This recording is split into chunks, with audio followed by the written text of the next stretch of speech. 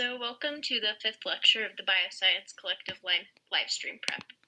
So today we're going to be talking about some advanced metabolic pathways that allow for the conversion of nutrients into usable biomolecules and energy. So my name's Layla. I'm one of the instructors. And then do you guys want to introduce yourselves? Yeah, my name is Yashis and I'm the other instructor. So before we talk about the metabolic pathway, it's important to understand advanced structures and processes of prokaryotes. So prokaryotes, including bacteria and archaea, do not have membrane-bound organelles, but they do have advanced structures. So some of these include fimbriae, inclusion bodies, and the process of chemiosmosis. So fimbriae, extensions that help bacteria attach to surfaces or other bacteria. And this is an important factor of pathogenicity because fimbriae allow bacteria to remain on surfaces for long periods of time. So inclusion bodies are aggregates of protein that store substances such as glycogen. Bacteria carry out chemiosmosis, or the generation of a gradient through the pumping of hydrogen ions across the outer membranes of the cell. And this is used to generate energy and is the evolutionary ancestor of the chemiosmotic process in mitochondria and chloroplasts. So one interesting thing to note is that introns are not present in bacteria, but they are present in archaea. And if you guys don't know what introns are, they're basically like sequences of DNA that they don't code for a protein. They're just like there to space out the sequences that do code for a protein. So bacteria reproduce through binary fission, which is a type of asexual reproduction. And this generates two identical cells.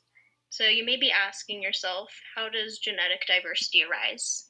So besides random mutation, you also have ways bacteria can acquire new DNA.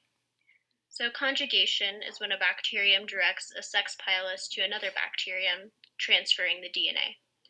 And transformation is the acquisition of DNA from the environment, for example, from nearby dead bacteria. And transduction is when DNA is introduced into a bacterium through a virus that infects bacteria, called a bacteriophage.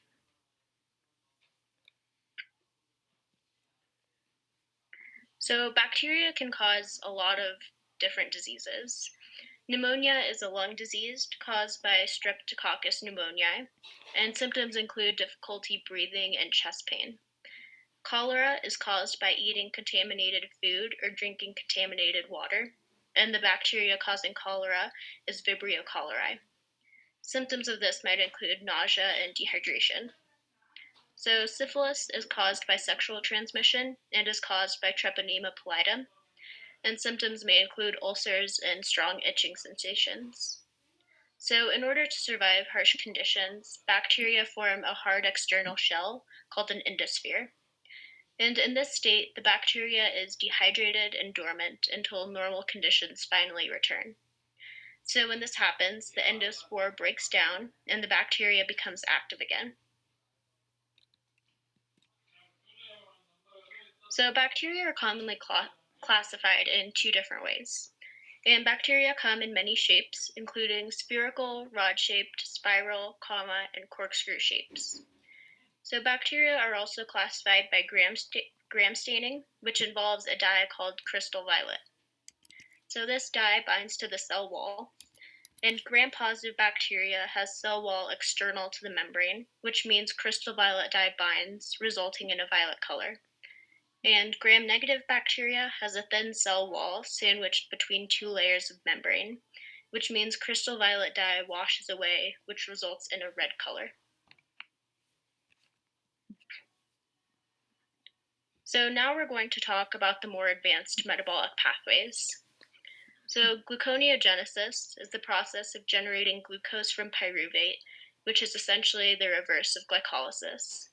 However, glycolysis has a few steps that are irreversible, and gluconeogenesis bypasses this through new enzymes.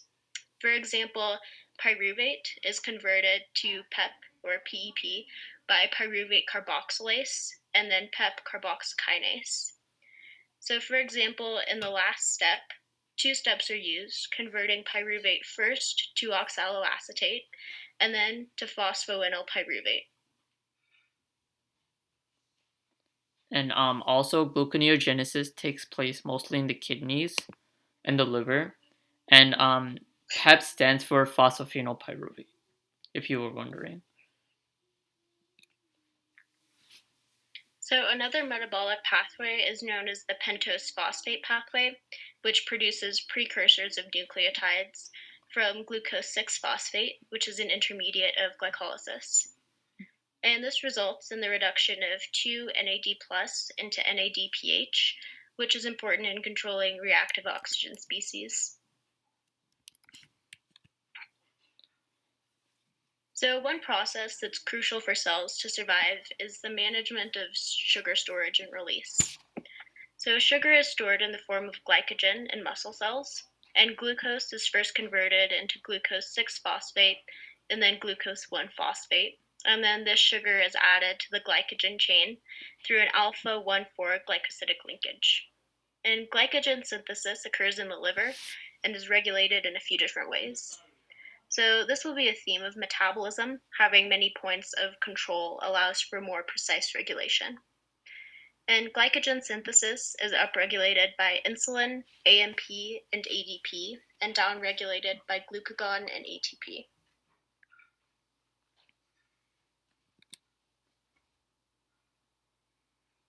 So the opposite process happens in glycogenolysis, or the breakdown of glycogen. So as you can see, what downregulates glycogenesis generally upregulates glycogenolysis and vice versa. So during glycogenolysis, glycogen is broken down into glucose and turned into glucose 1-phosphate. So this is then converted to glucose 6-phosphate or fructose 6-phosphate, and it can enter glycolysis in this form. So if the glucose goes through glycolysis, it does not need to start at glucose, but enters the pathway as glucose 6-phosphate. Yeah, or it enters the pathway as fructose 6-phosphate. Mm-hmm. So fatty acids are synthesized by a two-step process. The initial reaction is a one-carbon transfer, where a carboxybiotin donates a carboxyl group to acetyl-CoA. And this turns acetyl-CoA into malonyl-CoA, and then carboxybiotin into biotin. And this reaction requires the use of ATP. So the next step is a cycle. First, the fatty acid chain, denoted as fatty acyl-CoA, loses a CoA to become ketoacyl-CoA. And in this reaction, malonyl-CoA provides a carbon dioxide to the fatty acyl-CoA, which turns malonyl-CoA back into acetyl-CoA. So then the ketoacyl-CoA is reduced to hydroxyacyl-CoA, which requires the oxidation of NADH and hydrogen ions into NAD+. So next, the hydroxyacyl-CoA loses a water molecule to become anoyl-CoA.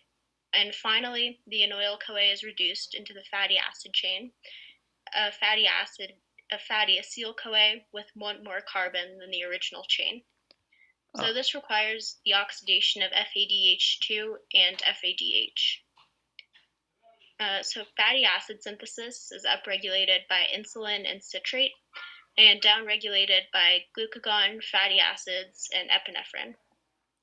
And there's a small typo here. This is supposed to say one more carbon.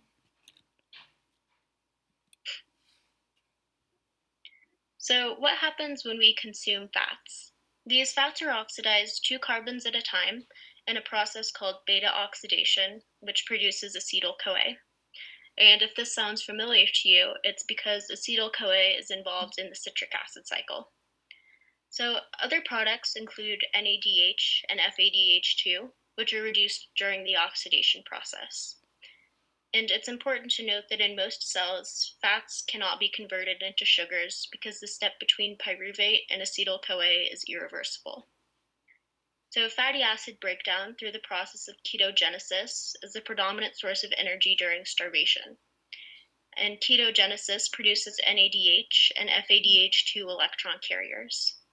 So during starvation, acetyl-CoA does not go through the Krebs cycle, because oxaloacetate, one of the intermediates, is used for gluconeogenesis instead. By the way, CAC stands for the citric acid cycle, which is the Krebs cycle. And an important thing to note is that a fatty acid, if you have X carbons, right, then it means it needs X over 2 minus 1 cycles to get fully oxidized and broken down.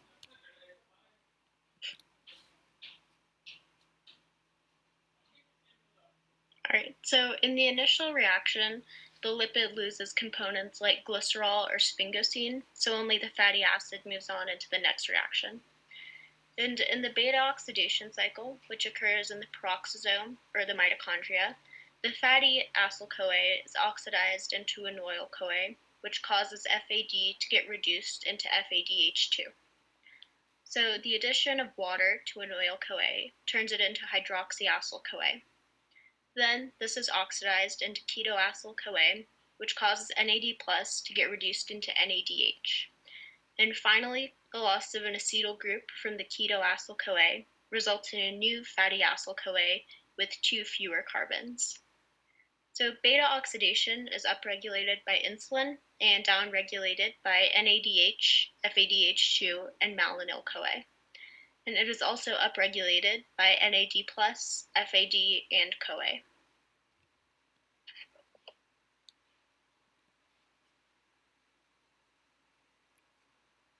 Okay, so and also there's also a small typo in the speaker notes. It's supposed to say upregulated by NAD plus FAD and CoA. Insulin does also play a role though. Anyway, okay, so the next concept we're gonna talk about, we're gonna start talking about cells now. So membrane transport. I'm pretty sure you guys know most of these terms, but we just want to go over them. So passive diffusion. This is when this is the regular diffusion where like a molecule, like a solute, moves from a high to low concentration. So if on one side of the cell membrane you have a high concentration of solutes, then if the solute is small and nonpolar, this is important to know, then it can diffuse through the membrane into the cell. Why does it have to be small and nonpolar? Because the membrane is made of lipids, right?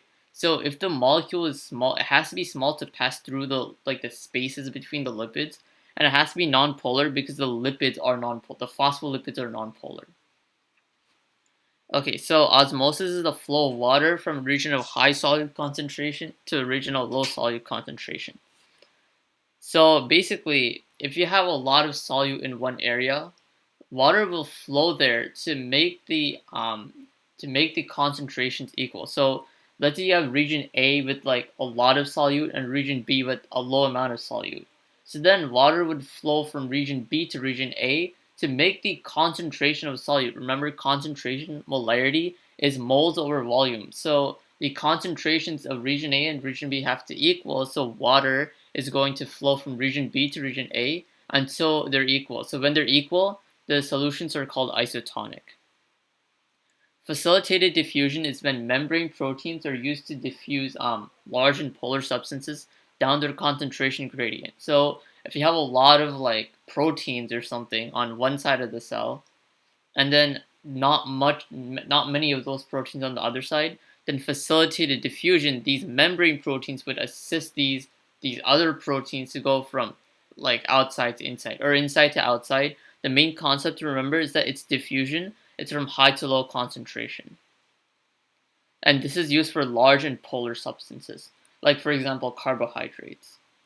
Active transport is the use of energy to make solutes to go from low to high concentration. So, let's say you have a lot of solute outside the cell and then not much inside. If you want to pump even more solute outside the cell, then you need active transport. You need to use energy because it's against the concentration gradient. So phagocytosis is when a cell engulfs a large particle and traps it in a vesicle. We're gonna talk about vesicles in a bit. For now, just know like they're like basically pockets where like it's like a really mini cell kinda. It's like a membrane brown sphere, if you could think about it. It's like a really like miniature cell. So basically, a cell engulfs a particle and then traps it in a vesicle. Pinocytosis is when cell engulfs some fluid or like ions, traps them in a vesicle.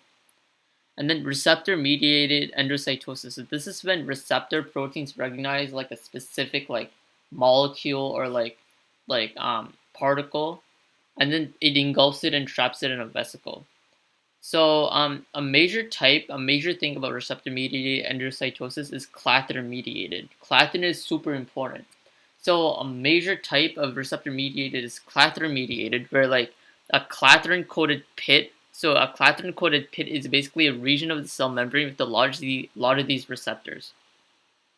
So when the clathrin-coated pit recognizes like a specific particle, like the receptors match up, then it basically engulfs the particle, and then it forms a clathrin-coated vesicle. And then that basically goes inside. The vesicle carries the particle inside the cell.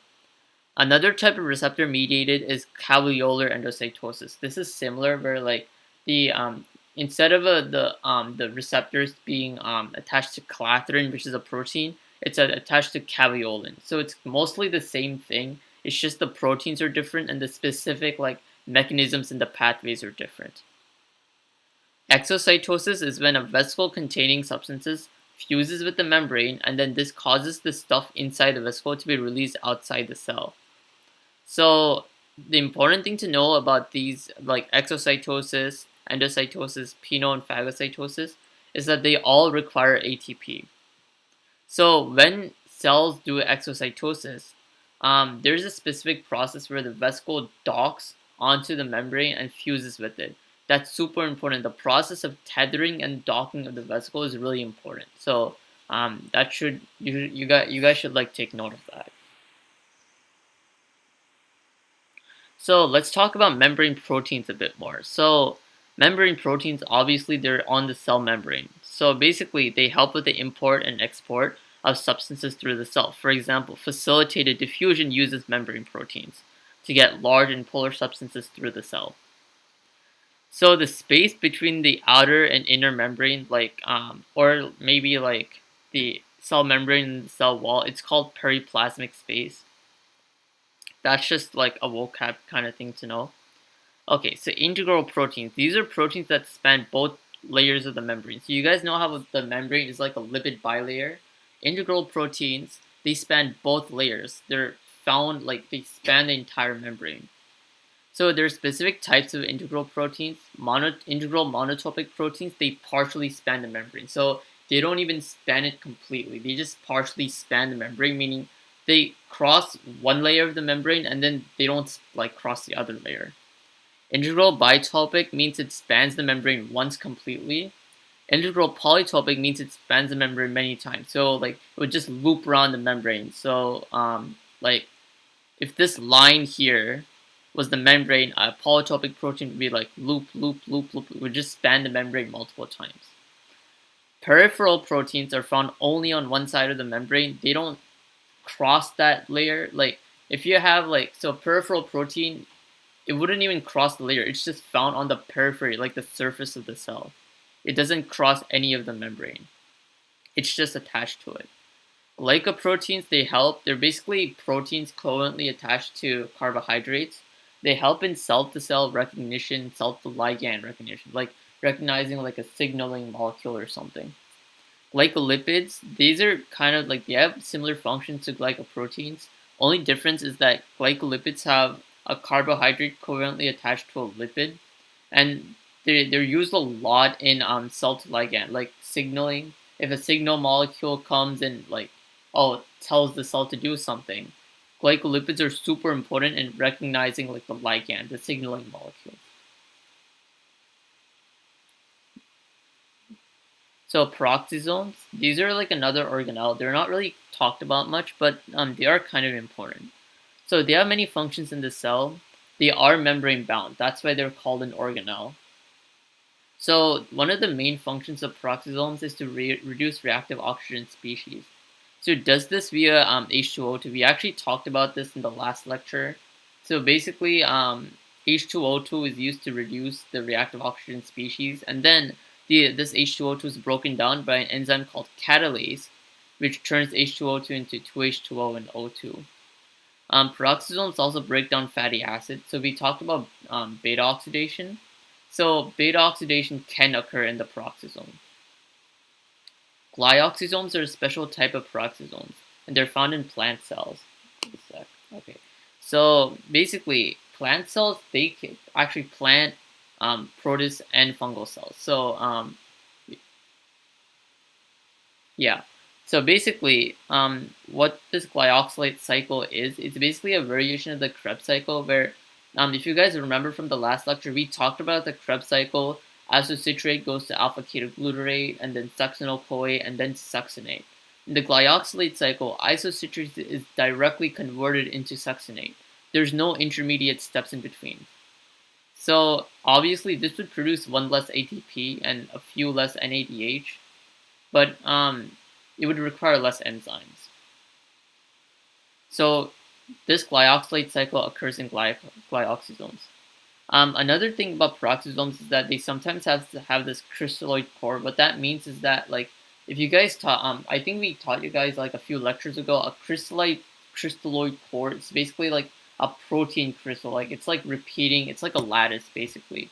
So the core would be made of like proteins and ions and stuff that are in like a crystal lattice structure.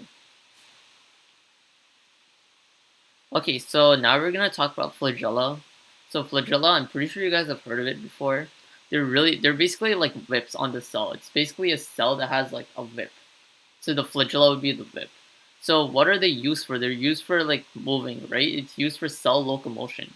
So flagella have a microtubule core, meaning they're made of microtubules. And in prokaryotes, when the flagella rotates, the cell moves. So how does the flagella rotate? There is a complex. So basically the flagella is obviously attached to the cell membrane. So there is a complex right below the attachment site of the flagella. It's called a rotary motor complex. It basically makes the flagella rotate. So rotation, rotary motor. So you guys can think of it that way. So doesn't this require energy? And of course it does require energy. So someone's in. Sorry.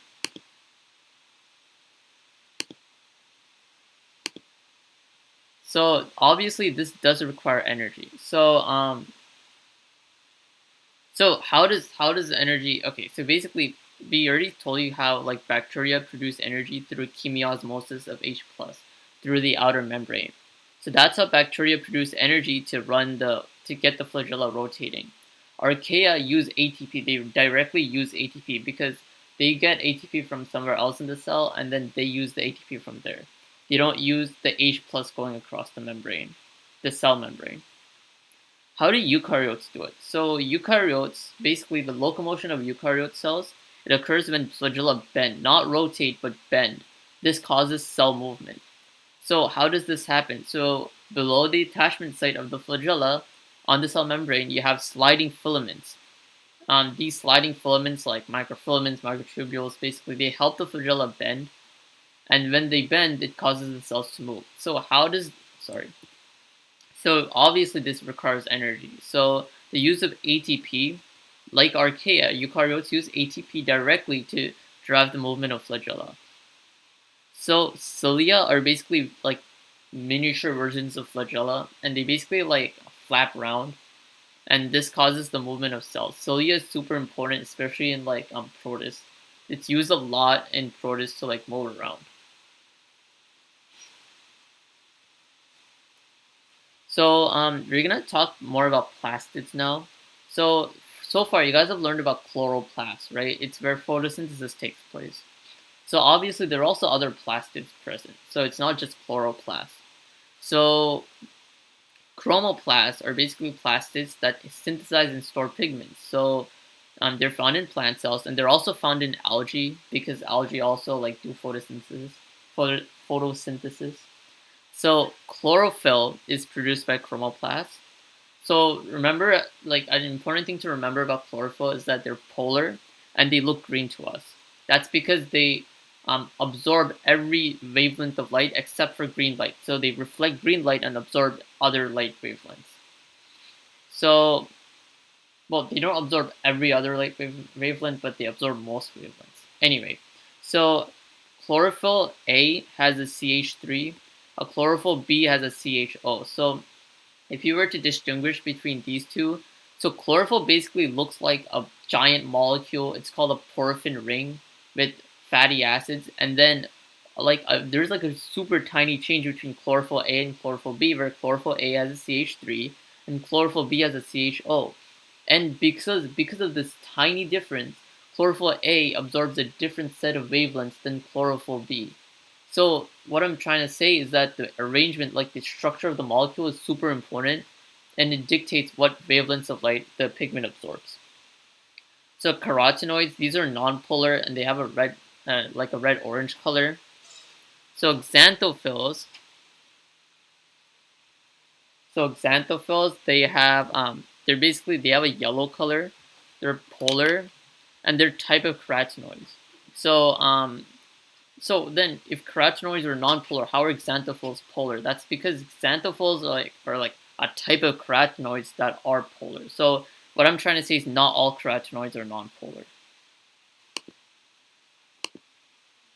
So carotene is also a type of carotenoid. It's actually found in carrots.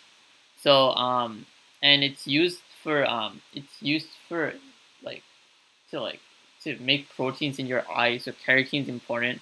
I think it's vitamin A. So yeah, it's used in your eyes. But yeah, carotene is produced by carrots and they have an orange color. That's why carrots are orange, because carotene has an orange color.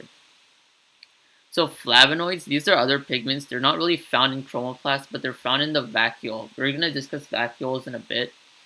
So flavonoids are polar. They're found in the vacuole and they change color depending on pH. So they're not like always orange or yellow or like green. They change color and it depends on what the pH of the stuff in the fluid in the vacuole is.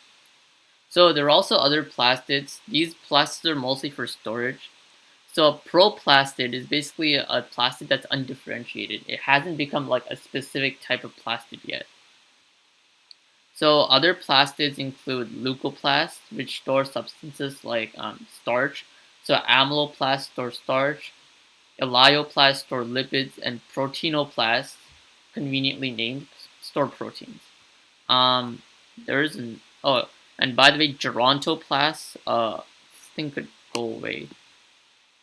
Okay, the last term here it said gerontoplasts. It's basically used in the apoptosis of plant cells. Yeah, there we go. So gerontoplast is used in plant cell apoptosis. So if you guys remember from the last lecture, apoptosis is basically programmed cell death. It's when the cell commits suicide, and gerontoplasts help the plant like undergo this process. So now we're going to talk about vacuoles. So vacuoles basically help store fluid and ions in the cell. So they isolate toxic substances from the cell, and the fluid inside the vacuole is usually like it's more acidic, has like more hydrogen ions than the fluid in the cytoplasm.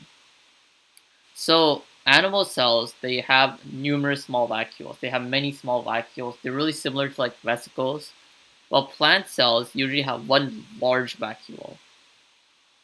So what do vacuoles do? So one of the functions of vacuoles is autophagy, and what this is that it's basically the recycling of organelles. So let's say you have like a mitochondria that's like damaged, and you want to get rid of it. So what would happen is a vacuole and a lysosome would work together and digest the mitochondria, and then when you digest it, like there's like the product would be like proteins, lipids, like mitochondria is made of a lot of stuff, right? So the stuff that the mitochondria is made of, now it's all going to come out of the mitochondria. It can be used to generate another mitochondria that's like better, more functional.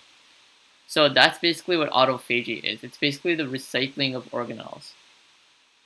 So tonoplasts are basically vacuoles that help maintain turgor pressure in plants. So turgor pressure is basically like when a plant. So if you have like a solution, right, like a hypotonic solution, then water is gonna come inside the plant cells, and then it's gonna make the plant cells expand, and plant cells need to resist this expansion. So the pressure caused by the entering of water that causes the expansion of the plant cell, it's called turgor pressure. And if this keeps happening, the plant cells are gonna blow up basically. So how do plant cells resist that? And they have this thing called a tonoplast, resist the expansion when water flows into the cell. The cell sap is the fluid inside the tonoplast, and it's rich in K plus and H plus ions. So, as I said, vacuoles are usually acidic. That's why they have a high concentration of hydrogen ions. The other ions present are potassium ions. They're also like pretty common in vacuole in the cell sap, which is the fluid inside the vacuole. If you guys have any questions, feel free to post in the chat.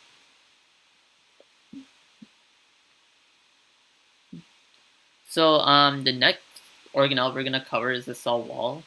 So the cell wall, as you guys probably know, it helps protect cells and provide support. So plant cell walls, they're made of they're made of three major polysaccharides: cellulose, hemicellulose, and lignin. So cellulose makes up like 70%. Sorry, not 70%. 35 to 50% of like the cell wall. Hemicellulose makes up a bit less, maybe around like 20%. Lignin makes up like around like 5%. So these polysaccharides are pretty major in the cell wall, of plants. Bacterial cell walls, they're made of peptidoglycan. So they're like carbohydrates covalently bound to like proteins. So they're really similar to like glycoproteins. Like there's some differences obviously, but they're pretty similar. Fungal cell walls, they're made of chitin or chitin. Chitin is basically cellulose. It's super similar to cellulose. It just has this nitrogen appendage. So here's the deal. Cellulose does not have nitrogen. Chitin does have nitrogen. Peptidoglycan, since it's proteins covalently bound to carbohydrates, these do have nitrogen. So just know that difference in case like you have to apply that concept in like a question that you see. So pits. So these are like pits are basically like regions of the cell wall that are like thin. So the function of pits is to allow adjacent plant cells to communicate with each other. So basically, if you have a thick cell wall, right, like how are you gonna like get substances across? Like if you have like a plant cell and then the adjacent plant cell, like the plant cells next to each other, and they're separated by this thick cell wall, how do substances flow from one plant cell to another? So besides stuff like plasma desmata, pits are also really important, and they actually allow plasma desmata are commonly found in pits. So pits are like regions of thinner cell wall that allow these adjacent plant cells to transmit like molecules, like exchange molecules and stuff. So expansins.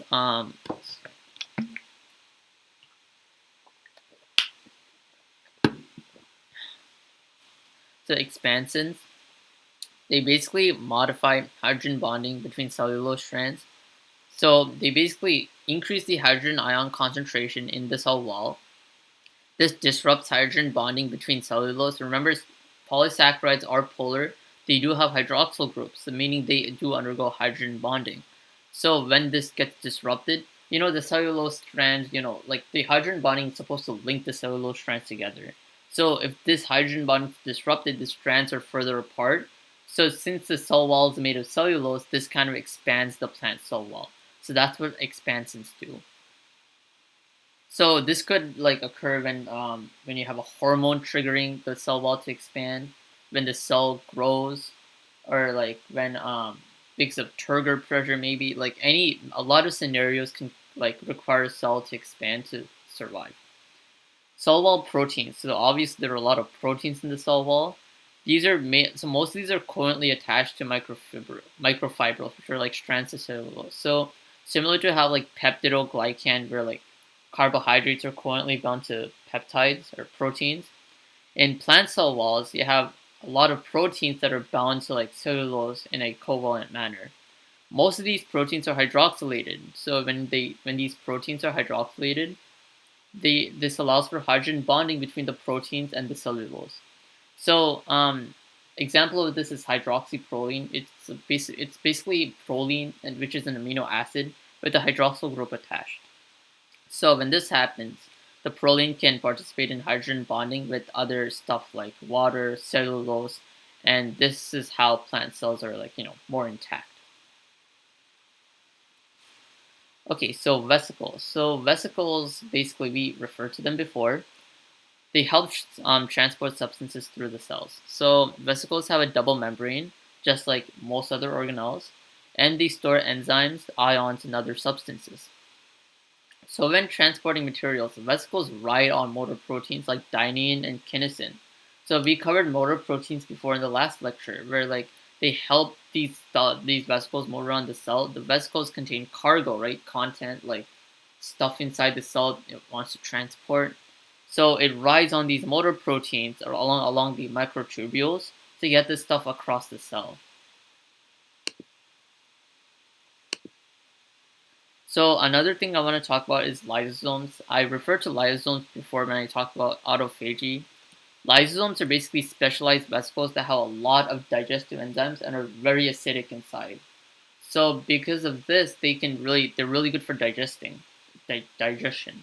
So they could have like proteases, um, peptidases, stuff that like basically hydrolytic enzymes, very acidic environment inside the lysosome, and this helps break down stuff. So when a vesicle combines with the lysosome, right, it can help like break down stuff like organelles, stuff from outside. So let's say like, so there's an immune cell called a phagocyte, which basically engulfs like a pathogen and then uses the lysosome to digest it. So basically, lysosomes are basically used for like digesting stuff.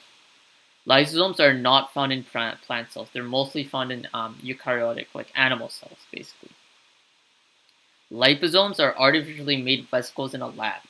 So basically, if you have like a bunch of lipids and then they become a sphere, that's basically a vesicle, and that'd be a liposome. So if you artificially produce a vesicle, they usually refer to as a liposome.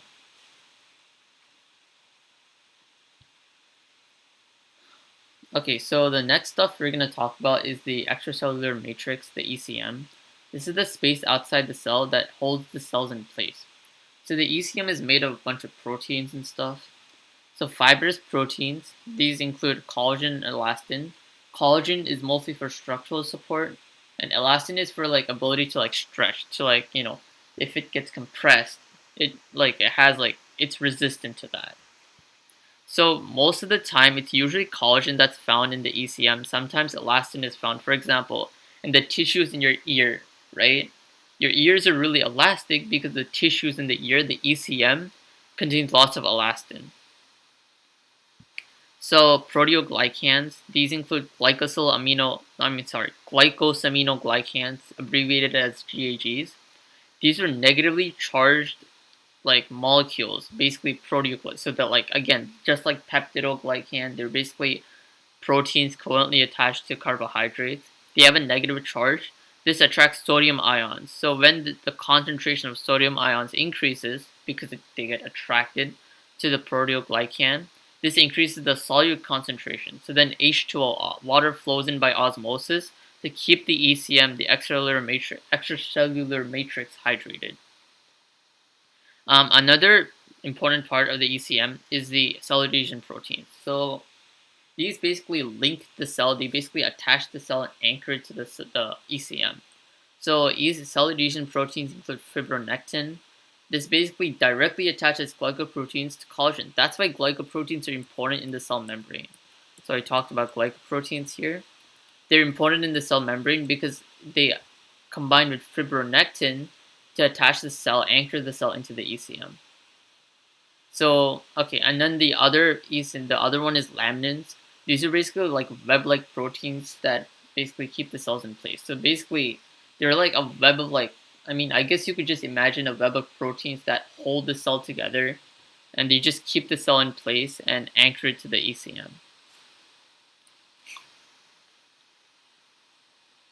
So we're gonna transition now into G protein coupled receptors.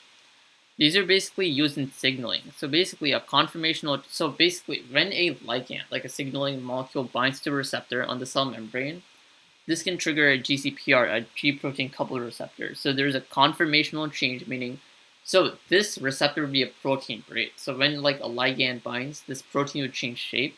That would be the conformational change. This activates the G protein, and then this thing called the alpha subunit, which is part of the GCPR, dissociates from the GCPR, and this leads to an exchange of GDP to GTP. So basically, GTP gets generated. So then the G protein travels to an enzyme called an adenyl cyclase. This converts ATP to CAMP. So what is CAMP?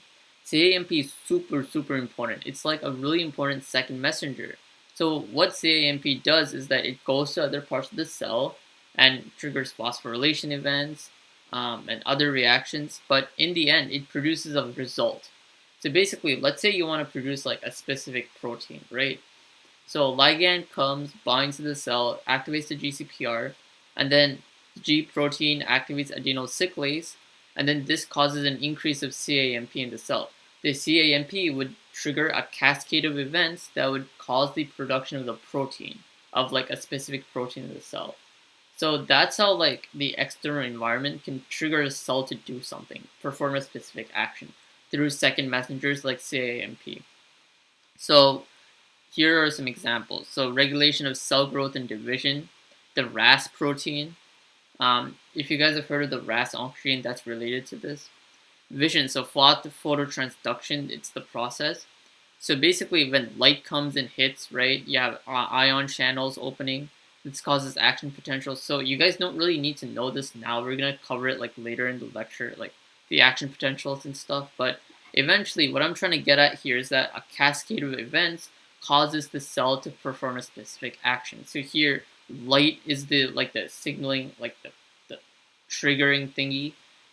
It could be a ligand. If it's a ligand, usually like causes the activation of the GCPR, CAMP levels increase. Cell performs a specific action, like the increase of a protein or production of a protein. So another another type of reception is tyrosine kinases. So a ligand binds to a tyrosine receptor kinase. This causes these tyrosine. So basically, you have two tyrosine kinase proteins linked together.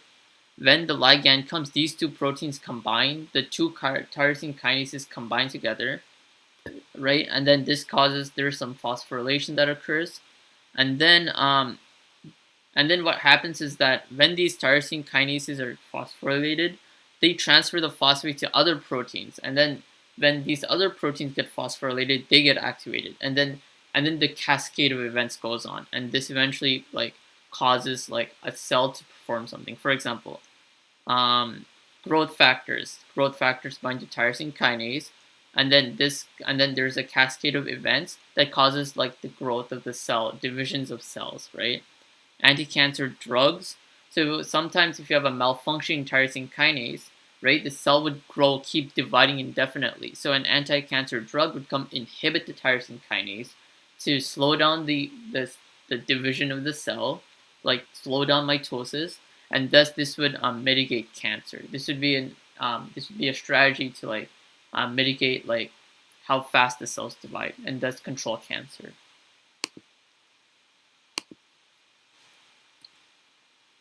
Another signaling pathway is the IP3-DAG pathway. This stands for inositol triphosphate diacylglycerol pathway.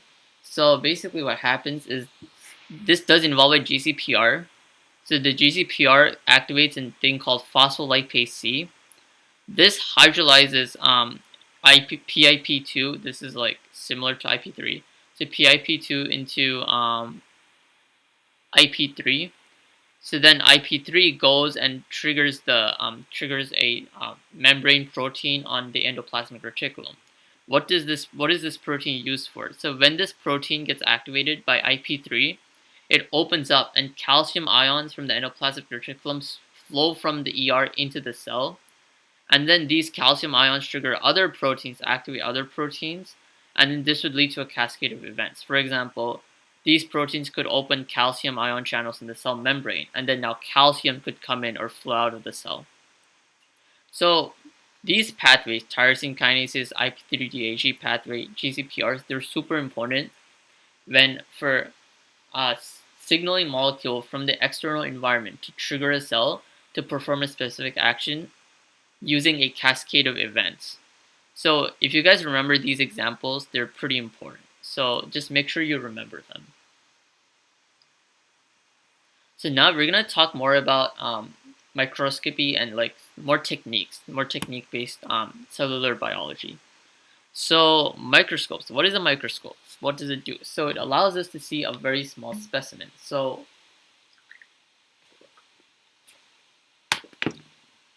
obviously, you can't see like a bacterial cell with your naked eye, right? So you need a microscope for that. So how does a microscope work? So there's a light source. So you can see in this image, the light source would be like in the bottom here. It would emit light, and the light would go onto this condenser lens. And the condenser lens would focus this light right onto the specimen. So this slide here, there's supposed to be a slide here that holds the specimen in place, and then the light goes through the specimen, and then it's collected by the objective lens, which focuses the light onto the eyepiece lens. So you basically, when you peer into a microscope, you're peering into the eyepiece lens. So the objective lens in the microscope transmits the light onto the eyepiece lens, which should be in the top here. So first of all, what's a specimen? Specimen is basically like the sample you're studying. Like, let's say you have like bunch of bacterial cells in a petri dish. That'd be a specimen. So microscopes obviously can allow you to view the specimen live, with pretty good clarity. So what is magnification? Magnification is how much like how small can the microscope go? Like how, okay, if you have a specific image, how large can the microscope get the image to be? So usually magnification, usually you have an eyepiece magnification and an objective lens magnification. So usually they're denoted as x. If you have like 10x, that means it magnifies the image by 10 times, by a factor of 10. So if the eyepiece lens has a magnification of 10x and the objective lens has a magnification of like 20x, then the total magnification, if you have to multiply them together, would be 200x. So that's how you deal with magnification. Another really important thing about microscopes is resolution. This is the shortest distinguishable distance between 2 points. So if you have like point A and point B, and you want to distinguish between them, oh, point A is here and point B is over there. Resolution is what's the minimum distance between point A and point B, such that you can say, oh, point A and point B are not the same point. Like they have like there's some distance between them. So there's a diffraction limitation in microscope where like the smaller the object, the more light gets diffracted. So when this happens, right? If you have a really small object, a lot of light gets diffracted. So instead of this light going right into the objective lens, it could go here, all the light rays could scatter everywhere. So that's obviously a problem, because when that happens, the resolution decreases. Like we don't know, like we won't be able to distinguish objects as clearly. So the maximum resolution you can achieve is 0.61 times the wavelength of light divided by the numerical aperture. So the numerical aperture, it's basically a property of microscopes where it's equal to n, which is the refractive index, times the sine of the angle of light. So alpha here, I denote as alpha. This is the angle of light here, so this would be alpha, this angle. So you multiply the refractive index, which is 1 for air and 1.33 for water, times the sine of this angle, and you'd get the numerical aperture. And if you want the resolution of the microscope, you take the wavelength, 0.61, multiply that by the wavelength of light, divide that by the numerical aperture, and you can get the resolution of the microscope. What this image here shows, it's called Rayleigh's criteria. Basically, if you want like a certain resolution to occur, if you want to distinguish between two objects, the central maxima of the light going onto one object has to be on the central minima, or the first minima of the light on the other object. So what does that even mean? It means that if you have light going onto one object, right? So let's say when you look at an object, right, like light gets reflected off it. That's what's happening here. Light transmits through the specimen. So if the light transmitting through like a specimen here, right, and then a light is transmitting through another specimen adjacent to it, like let's say you have like two, I don't know, like cells or something. Light's transmitting through one cell and light's transmitting through the cell adjacent to it. So what it's saying is that the light going through one cell needs to be distinguishable from the light going through the other cell, meaning you can distinguish these two cells. So the central maxima would be the maximum, like the center of, like, it's basically the maximum amount of light like transmitting through one cell, and then so obviously both cells would have different central maxima. So these central maxima have to be like distinct from each other for you to be able to distinguish the cells apart. So that's basically like, it's basically really important to resolution. So Rayleigh's, this is called Rayleigh's criteria. You could search it up more. It's not like super duper important, but like it is worth to know. So I know that I did explain that in a very confusing way. So I highly suggest that like you guys search it up. Okay. So the next concept we're going to talk about is phase contrast microscopy. The purpose of this is to increase the contrast so specimens are more visible. So when you increase the contrast, that means you increase the resolution. Okay, so what like how is a phase contrast microscope different? So you have an annular diaphragm, right, which is in here, collects the light from the light source, condenses the light onto the specimen. The phase ring is on the objective lens. So what does the phase ring do? The light hitting the ring, if you guys see the blue ring here, if the light hits the ring, you guys see the object is dark, that region is dark. Light that's hitting the center or the periphery of the phase ring, it comes out as bright. So then you'd have regions of bright, regions of dark, so then you'd have more contrast. So what this solves is the problem of phase shift. So when light goes through a specimen, the light wave undergoes a phase shift, meaning the light wave, like part of it goes on, like translates this way. If you guys see in the image here, this is the light wave, and then the light wave can get like translated to the right or translated to the left. So that's a phase shift. So when you have phase shift in when the light goes through the specimen, it causes interference. You guys can't see the object as clearly. So by phase contrast microscopy, that mitigates the problem by making the increasing the contrast that you'd see the objects in, the specimen in. So the next concept is fluorescence microscopy. So fluorescence is when a molecule absorbs a certain wavelength of light and emits another wavelength of light. So it's like chlorophyll. So like chlorophyll absorbs like red or orange red light and then emits green light. So it's sort of like that. But it doesn't really emit green light, it kind of just reflects it off. But a fluorescent molecule would actually emit the light. Like it's like bioluminescent. If you guys have heard of like, bioluminescent organisms, right? They emit light. They have like fluorescent proteins.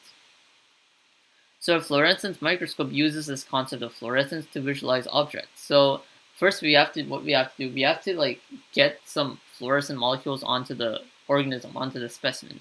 So these include fluorescein, rhodamine, this other thing called Hocht or whatever. So basically what these do, they basically tag onto the molecule and then they absorb a certain wavelength and reflect a certain wavelength. So here, the wavelength absorbed is called the excitation wavelength, and the wavelength reflected is called the emission wavelength. So for example, fluorescein absorbs blue light, emits green light.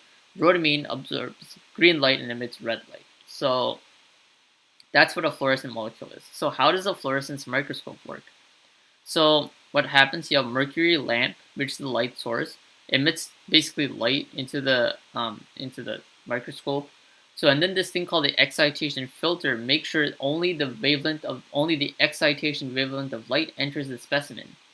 So here, if you have like specimen with like fluorescent molecules attached, then you'd want to make sure the excitation filter only allows blue light 490 nanometer wavelength to pass onto the specimen. The light reflects off this dichromatic mirror onto the specimen, and then when this blue light or something, or the green light if you're using rhodamine, so when the excitation wavelength light hits the object, the specimen, the fluorescent molecules emit the emission wavelength light. So if you have fluorescein, the blue light is the excitation wavelength, and then out goes the emission wavelength, green light. If you're using rhodamine, green light would go in, and then red light would come out. So the emission wavelength of light comes out, and then this emission filter makes sure only the emission wavelength goes through. So if you have like, let's say you have like red and green light coming through for some reason, the emission filter makes sure only green light comes through if you're using fluorescein as the fluorescent molecule. So and then you guys can see the object. So so what's the point of a fluorescence microscope? If you have like these bioluminescent like proteins, these fluorescent proteins, you guys can see the specimen much more clearly. So that's basically the reason we use fluorescence microscopy. So the last concept of microscopy is electron microscopes. These are more powerful than light microscopes because electrons have a shorter wavelength than visible light. So because of this, there's much greater capacity for magnification. So a tungsten filament, which is the electron source, the electron gun gets electrons from a tungsten filament, shoots them onto the specimen. So in a scanning electron microscope, the electrons reflect off the specimen, right, and they hit the detector, and then the detector makes an image of the specimen from like how the electrons hit the detector. A transmission electron microscope is when the electrons go through the specimen and then hit the detector on the bottom, and then we know like, oh, how is the organism, how is the specimen shaped? So what are the advantages of SEM and TEM? When would you want to use SEM? When would you want to use TEM? So because the SEM reflects electrons off the surface, SEM makes a 3D image of the cell surface.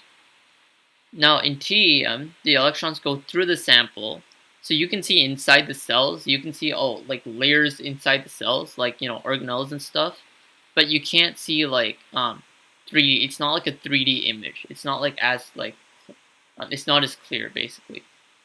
So you'd want to use TEM when you want to look inside the specimen. You'd want to use SEM when you want to have like a really good detail of the surface of the specimen. Cryo-EM is another type of electron microscopy. It's really similar to X-ray crystallography, which we learned earlier in a previous lecture. So the specimen is crystallized, and then we like shine light onto it, and then the light gets diffracted by the crystal, and then we can use the diffraction pattern to make an image.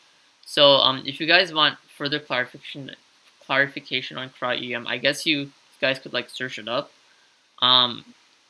But we did talk about a really similar process, X-ray crystallography, in a previous lecture.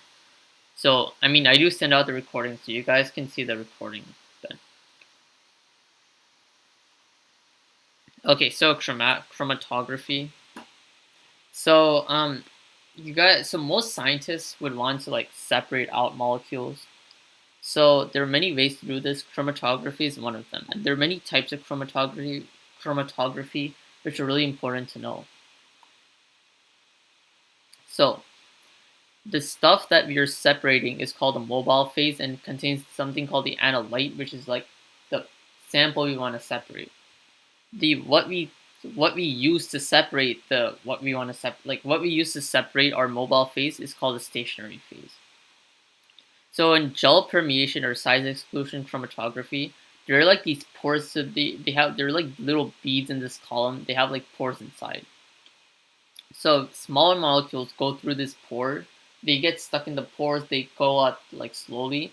Well, larger molecules, they don't even fit into the pores. So they just skip through that. They avoid the pores and come out faster. So here, the red molecules are skipping over the pores and they're coming out faster. So the red molecules are bigger than the green molecules, which are actually going through the pores and coming out slower. So if you guys like see like, oh, if the question like shows like, oh, here are the results of size exclusion chromatography, what's bigger, what's smaller, the thing that comes out faster is the smaller, the larger molecule. The thing that comes out slower would be the smaller molecules, because the molecules, they have to travel through the pores, which slows them down. In ion exchange chromatography, we use charge beads. So basically, opposite charge molecules bind to the beads. This is called cation or anion exchange. So in cation exchange, negative beads compete for positively charged molecules.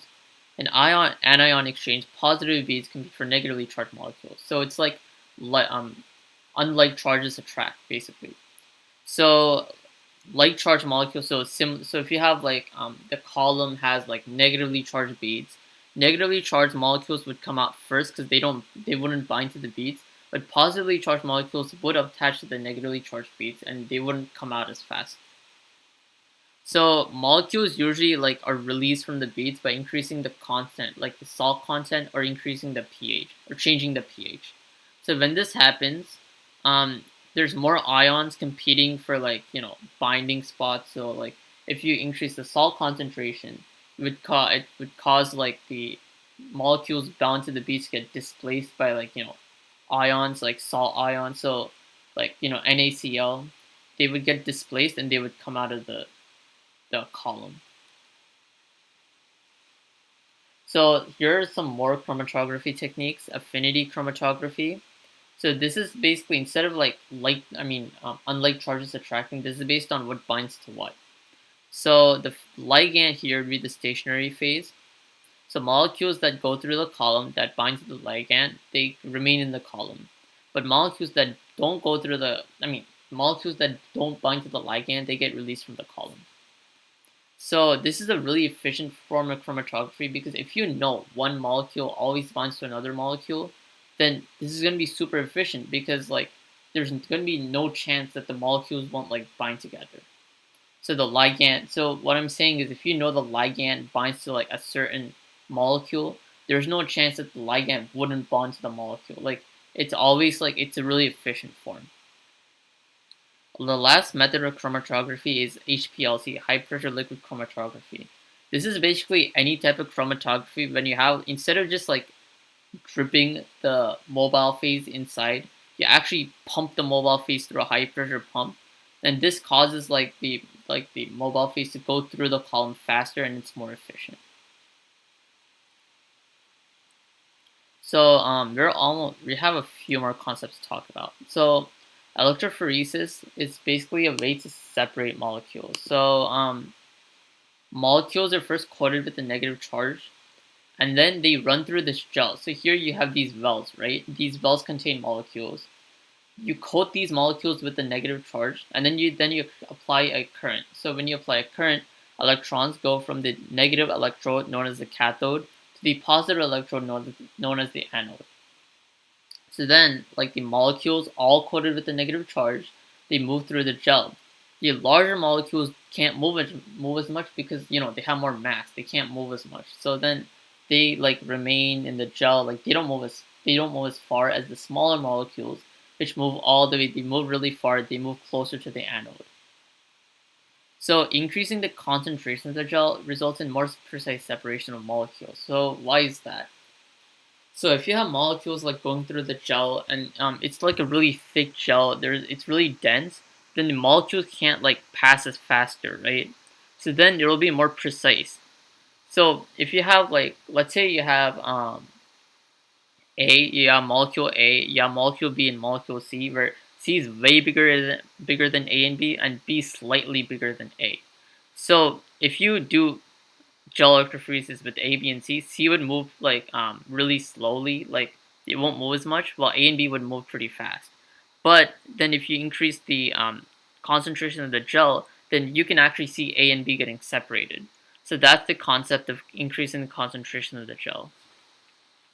So usually the gels are agarose. Agarose is used for DNA and RNA separation.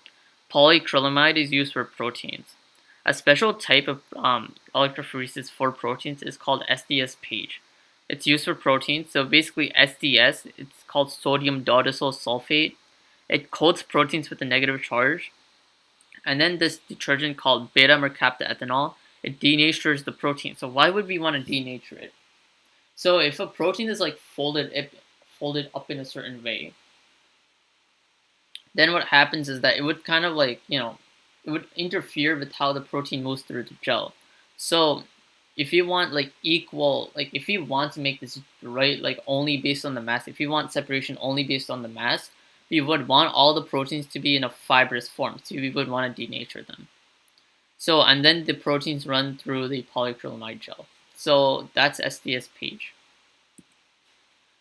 So there is a bit of math with electrophoresis. Electrophoretic mobility is like constant. It's defined as V over E, where V is the drift velocity. What is the drift velocity? So if you have like a particle, right, and then you apply an electric field, the drift velocity would be the average velocity of the particle.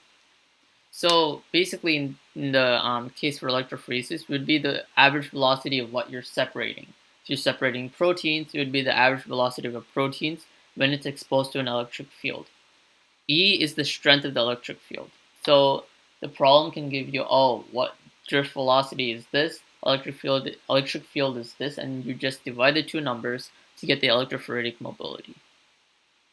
So this constant would like tell us, oh, how well does it move in electrophoresis? How well does it get separated? Okay, so buffers are used in electrophoresis so that you can maintain a constant pH. EDTA binds the metal ions. So this is called chelation.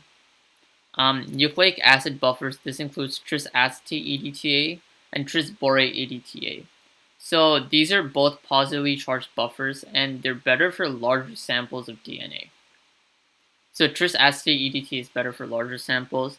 Problem with borate, borate EDTA is that it can polymerize with RNA sometimes. So if you're gonna use tris borate EDTA, you should probably use it for like DNA. Proteins, the main buffer is SDS. Basically, it's the same thing used to coat the proteins with a negative charge. So how do we visualize all this? So once we like do the electrophoresis, you have like the pattern of fragments, and then you can either like visualize the samples using staining or fluorescence. So ethidium bromide is a fluorescent molecule that can intercalate or like attach to DNA, and then you can, when you shine light of a specific wavelength onto the gel, you can visualize the samples that were separated. Another technique is 2D gel electrophoresis. It's a concept, it's like a method of separating proteins. So first, what you do, you separate the proteins by their isoelectric point. We covered isoelectric point in the last lecture. It's basically the pH where the charge of the protein is 0. So when we separate the proteins based on isoelectric point, we have this pH gradient instead of like electric gradient. We have a pH gradient, and it's called isoelectric focusing. And then what we do, we separate the proteins based on mass in the other. So this would be in the y dimension, right? And then we rotate it 90 degrees, and then we separate the proteins based on their size. So all the proteins in each column would be the same charge, but they're just separated by size. So that's the concept behind 2D gel electrophoresis. So blotting is like an extension of electrophoresis. So when you have all the molecules separated, you apply an electric field to get the samples onto the membrane. So usually this membrane is made of nitrocellulose or PVDF. So sometimes nitrocellulose is better, sometimes PVDF is better. I think PVDF is better for larger, like heavier samples. Nitrocellulose is better for like lighter samples. So the transfer occurs via an electric field. So and then you can radio label them, like, you could label them with like an antibody. You could label the DNA sequence with like a complementary DNA sequence or something. So a lot of techniques used to label them. And then when we label them, we can see them on like, autoradiogram or like another or any other visual technique. So blotting can be done on DNA. When it's done on DNA, it's called a southern blot. When it's done on RNA, it's called a northern blot. When it's done on proteins, it's called a western blot. So a few more concepts to go over and then we're done. So cell fractionation is basically a procedure to separate cells based on which organelles they have. So first what happens, we blend these cells in, we use a blender to spin the cells, lyse them, break them apart, and then what happens, all the organelles and stuff go into the solution. So they come out of the cell, cells are all broken down. So in this soup of cellular stuff, like organelles and all that, it's called homogenate. So then what we do, then homogenate is placed in an ultracentrifuge and spun. So a centrifuge, what it does, it basically separates substances by spinning really fast. So in the first centrifugation cycle, usually nuclei get in the top, and we can just pick them apart. And then the other stuff, like so the supernatant is like basically what's on top. So here, the black stuff would be the supernatant. I'm sorry, the pellet. Yeah, so the pellet would contain nuclei, and then we take the nuclei. So if we take the nuclei out and the supernatant, right, this stuff other than the nuclei, we take that, put it in another centrifugation cycle, spin it even faster, and now other stuff like plastids and mitochondria get separated, and then the supernatant contains all the other stuff. We take the supernatant out, spin it even faster, and now microsomes like endoplasmic reticulum, Golgi bodies, stuff like that, cell membrane, they get out in the supernatant. In the pellet, and then we spin it even faster, and then now ribosomes get out. So now the supernatant would only contain like cytosol, and the pellet would have ribosomes. So a modification of cell fractionation is called density gradient centrifugation, where molecules and organelles are separated based on a sucrose gradient. So maybe like the top has so from top to bottom of the centrifuge, you have a varying gradient. We have varying concentration of sucrose, which would help which would help separate the stuff you put inside the centrifuge. So there are a lot of ways to purify and get stuff out of cells. Alkaline lysis is a method to purify plasmids. So basically what happens, you treat cells with acetate and NaOH to break down the cells, and then the plasmids get isolated. So then the DNA gets broken down by acetate NaOH, but the plasmids aren't affected because they're like circular pieces of DNA, so they don't get affected by this. And then you can just take the plasmids out. So DNA precipitation is when sodium ions are added to the cells. The sodium ion binds to the negatively charged phosphates. And when this happens, DNA forms a precipitate, and you can just take the precipitate out of the solution. So methods of cell lysis. This is like the destruction of cells. If you want to like analyze proteins and organelles inside the cell, you could use a blender which spins the cells and breaks them down.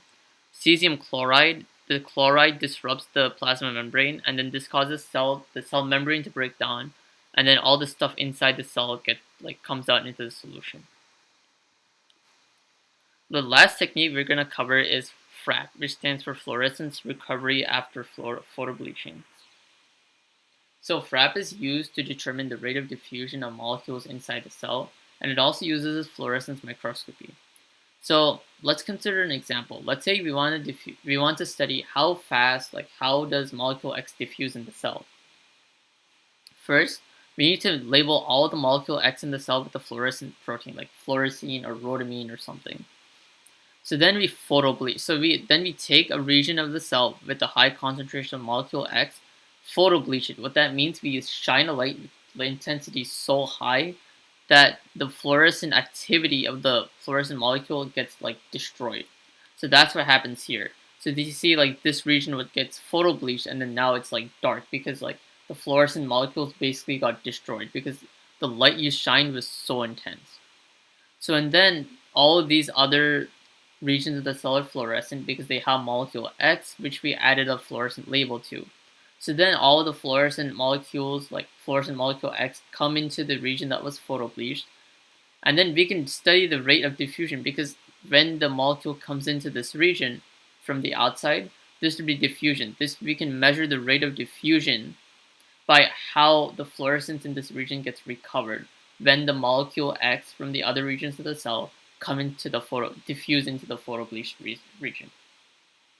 So this pattern is called fluorescence recovery, and we can use that to study the rate of diffusion of molecules inside cells.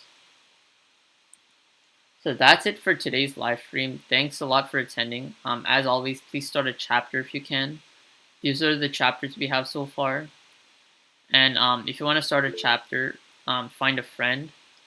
Find a few more people who they don't need to be good at bio. If they're interested, that's enough.